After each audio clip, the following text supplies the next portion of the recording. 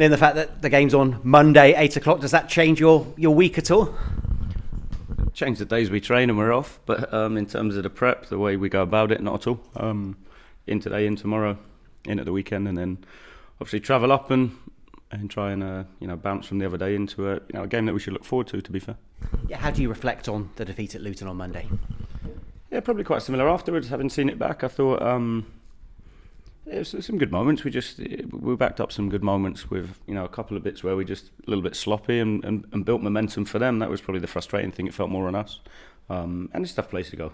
Really difficult place to go. Even more so when they're where they're at now. How they're fighting for everything. So it's one of those we've responded well before over the course of the season, and yeah, there's not too many games I think back where we've come off it a little bit like we did at the weekend. So it wasn't for a lack of attitude or will or anything behavioural. It was just probably focus on doing the simple things really, really well that cost us ultimately. And beauty of the group, come in the changing room. We have a meeting this morning, and the lads are bang on the money with everything they say in their reflections. So it helps in terms of they're aware. Which when you're in that situation again in the future, you can be different and make sure that you don't replicate the way we went about it. Yeah, Cam went off in the first half. How's he?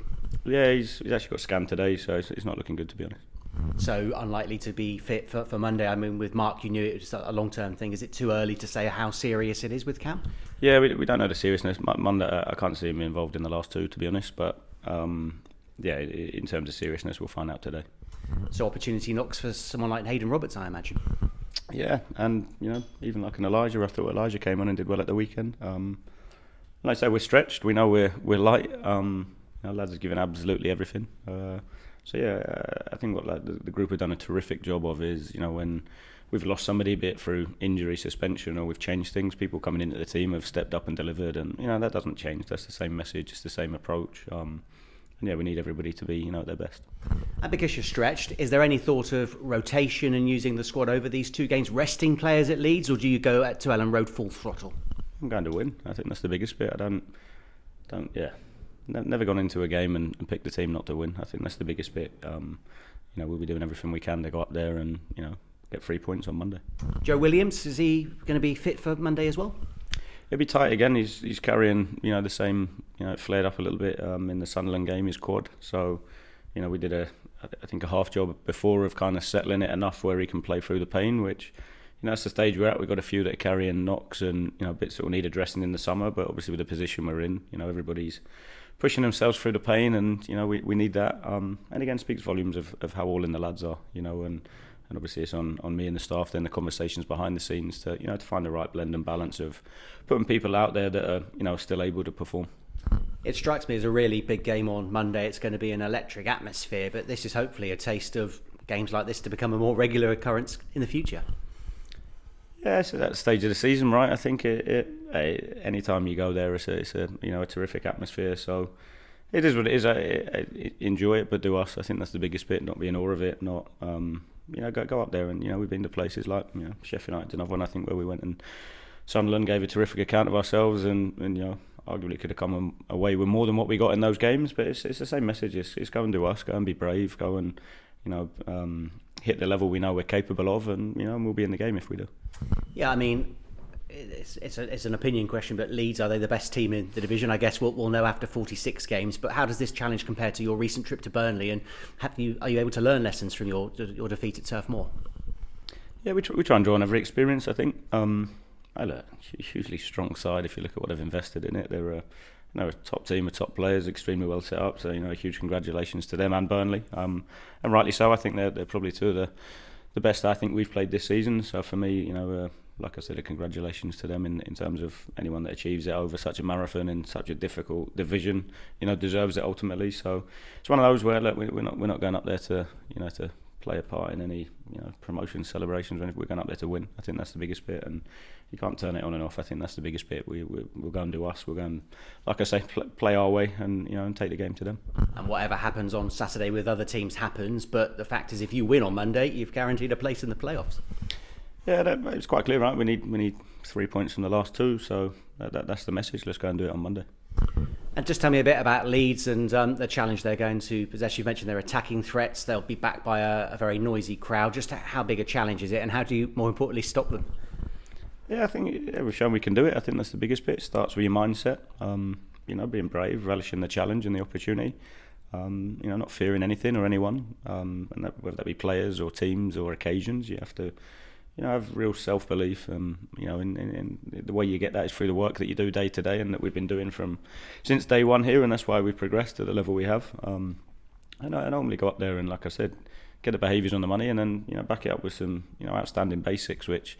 That's the bit when I think back to like a Sheffield United where we were excellent. It was ultimately because the behaviours were excellent, but then we took care of the ball and played with quality. And that's the bit when you play against a side like Leeds who are extremely well organised.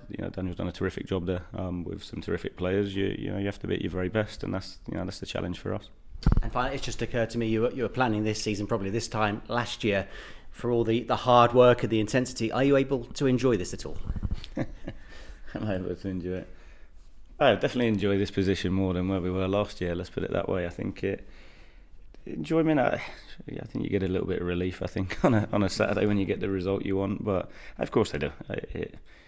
It's what enjoyment looks like, right? I think I enjoy watching the lads play. I enjoy having played a part in creating a culture where the lads go out and do everything they can to represent the club.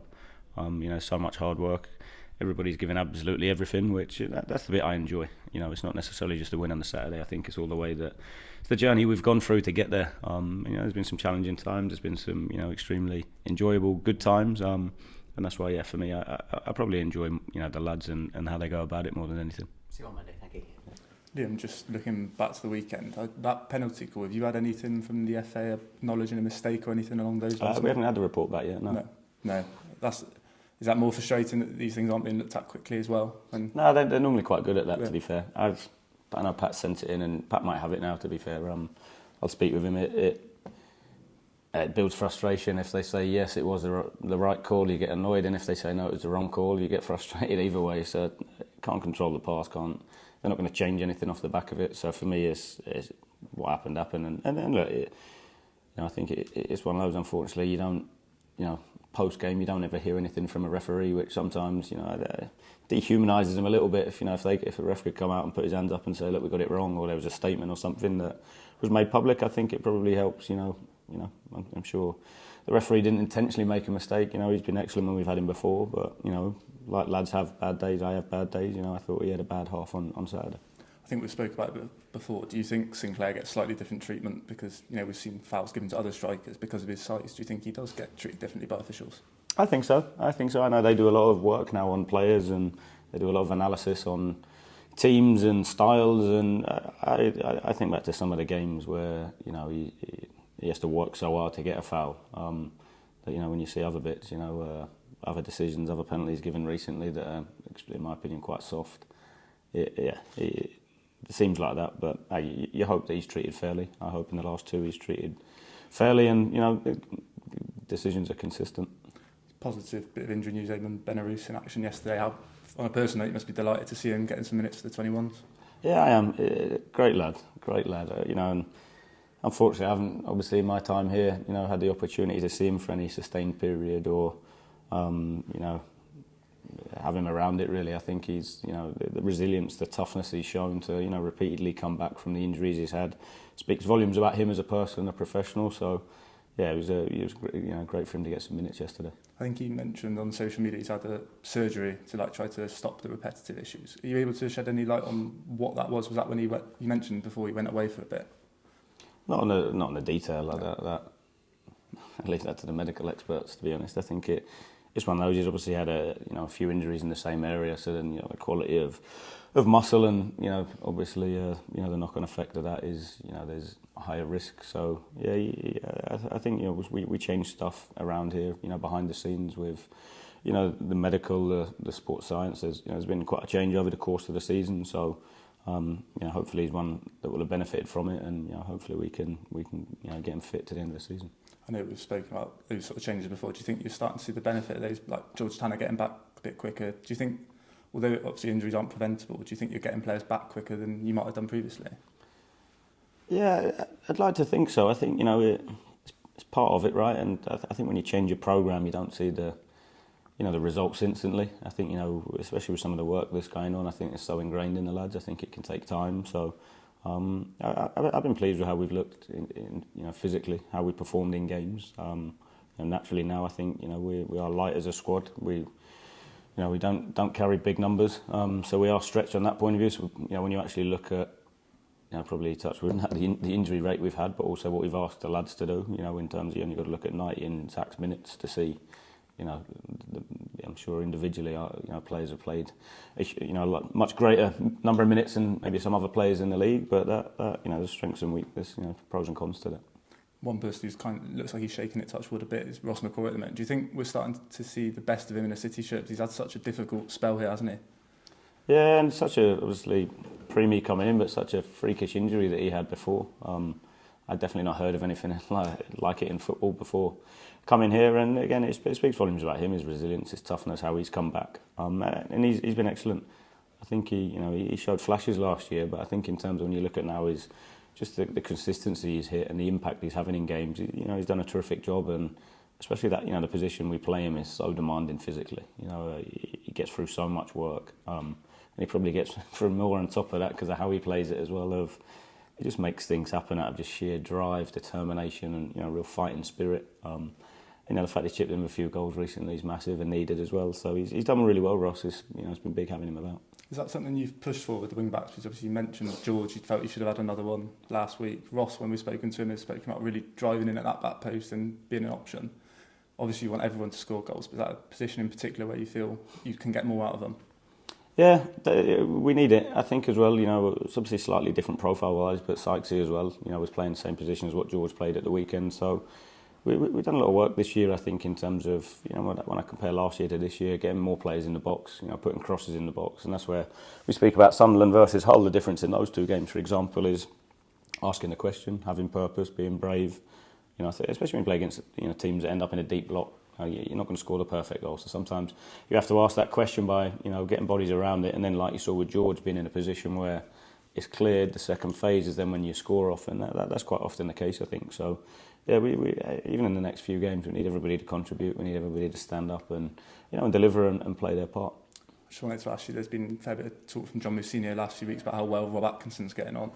He's mentioned that if he was available, he'd quite like to sign him again next season. Is he someone you'd like to work with more, that you're planning to work with next season, or has no decision yet been made there? Yeah, so the same as probably Rob and myself. I think so much is going into it, getting to the end of the season here first, and then naturally the conversations will happen on situations, scenarios, what things look like. So I'm delighted for Rob. He it's one of those where he obviously had missed a large chunk of football due to injury. So the fact he's been able to get back in and start putting minutes together, that was the reason for the loan, because it was quite unlikely it was going to happen here instantly where we were at. So it's been really good for him. And how John's handled him has been excellent as well. So it'll be one of those we'll get to the end of the season and see. I just wanted to ask you about, it's been a bit of a chaotic week since we saw you on Monday around the Championship with managers departing. There's been talk around even Daniel Farke's position after their score promotion this week. Do you think that threshold for what's a success for a manager is becoming even more severe than it ever was before? Because it does seem like there's so much chopping and changing, and a lot of talk about long-term projects that aren't always being followed. Yeah, madness, right? The game's mad. It's one of those. I don't know anymore. For me, I think sometimes it can be detrimental for the game, right? I think if you're going in somewhere and you feel you've not got long to keep your job, you end up naturally becoming probably slightly more pragmatic, which then, when we talk around it, entertaining people and the fans being excited by what they see. It's similar for us a little bit last year, right? I think it becomes difficult. Naturally you might then stifle a bit of creativity, etc. But it's part and parcel of it. I think it is, do I agree with it? I'm going to say no because of the position I'm in, but I think here's a good example. If we've had 18 months, I think you've seen the progress, you've seen how you need elements of time to improve, and there's such an obsession now with philosophies and things like that. If you can come in somewhere and within 3-6 months get your philosophy out, you're a genius of a coach. It takes time.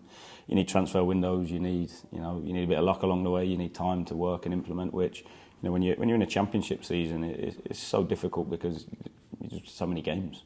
When you think about when I was in Belgium or 38 game season, it's Saturday you've got time to review games properly, prep properly, coach and get ready for the next one. Whereas you know, when you look at it, here you bounce game to game to game. So a lot of the learning, unfortunately, takes place in game where, you know, points and jobs are on the line. So I have to say, though, as mad as the division is, I've really enjoyed the Championship this year. I think, you know, I said a little bit about the weekend. You know, even the weekend's results, no one in the country would have predicted any of them results and got them right. You know, when you look at a load of them, Premier League slightly different, I think, but when you look at the Champ, that's probably what makes it exciting, is it's so unpredictable.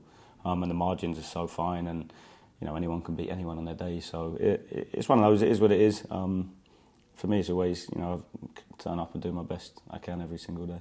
You mentioned you're in training on Saturday, but will you have an eye on what's happening with Middlesbrough and Millwall? Because obviously it could, in theory, it could be secured before you even kick a ball at Leeds. Yeah, of course. I'll have an eye. Whether I get to a game or not, I don't know. I might go and watch a game. But yeah, of course I'll follow the results. I'd be lying if I was to sit here and say I won't have a look at it. I won't obsess on it every 2 minutes, but it'd be one of those. I'll, just as a football fan, any Saturday I'm off. When there's games on, I'll follow the scores and try and get to a game. So my Saturday won't be any different. Just finally, obviously, it's been moved, this fixture, but still looks like almost a sellout with away fans. How important is that back in, especially when, you know, it wouldn't have been easy for some supporters to get up to Elland Road?